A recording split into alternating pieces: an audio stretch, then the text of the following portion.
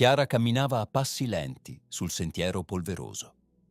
Il vento le sollevava il velo leggero, accarezzandole il volto segnato dalle lacrime e dalla preghiera. Le mani, scarne e tremanti, si stringevano al petto, come a trattenere un dolore troppo grande da sopportare. Il passato le bruciava nell'anima, come un fuoco che non si spegne. Aveva conosciuto il lusso, la festa, le risate vuote, ma ora cercava solo silenzio, solo penitenza, solo redenzione. Una notte, immersa nel buio della sua stanza, aveva visto una luce. Una figura dolce, avvolta in un manto luminoso, le aveva parlato con voce di madre. Le aveva chiesto di cambiare vita, di abbandonare tutto, di seguire un cammino diverso. Quella visione aveva acceso nel suo cuore un desiderio nuovo, una sete di purezza che nessun piacere del mondo avrebbe mai potuto soddisfare. Da quel giorno la sua vita divenne un'offerta. Digiunava fino a sentire il corpo cedere, dormiva sulla nuda pietra, si infliggeva ferite per condividere il dolore del crocifisso. Il venerdì santo si lasciava trascinare per le strade, una corda intorno al collo, le ginocchia sanguinanti sulla terra dura. Voleva sentire il peso della sofferenza, voleva toccare con mano il sacrificio di colui che aveva dato tutto per amore.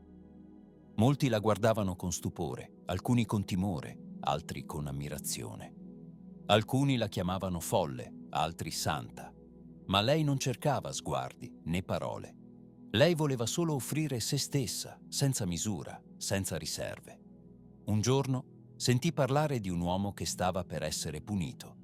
Gli avrebbero tagliato una mano per un debito che non poteva saldare. Chiara non esitò. Si presentò davanti al giudice, si inginocchiò e offrì la propria libertà in cambio di quell'uomo. «Prendete me», disse con voce ferma. «Lasciatelo andare».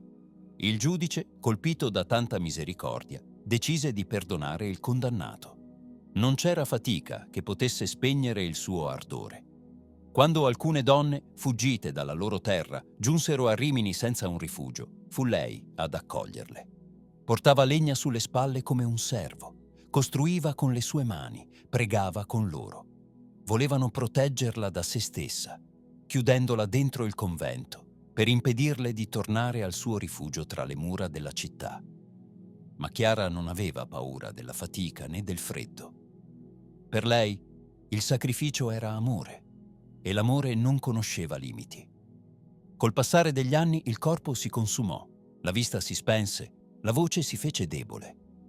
Ma il cuore rimase acceso, forte, luminoso come una fiamma che non vuole spegnersi. Gli ultimi giorni li passò nel silenzio, incapace di parlare, immersa in una pace profonda. Quando l'ultimo respiro si posò sulle sue labbra, la città intera si fermò. Molti la piansero, altri la venerarono. Rimini non dimenticò il suo nome né il suo esempio. Ancora oggi, nella chiesa che custodisce le sue reliquie, chi si ferma davanti alla sua tomba sente qualcosa di diverso nell'aria. Non è solo memoria, non è solo storia. È il respiro di una donna che ha amato senza riserve, che ha dato tutto senza paura.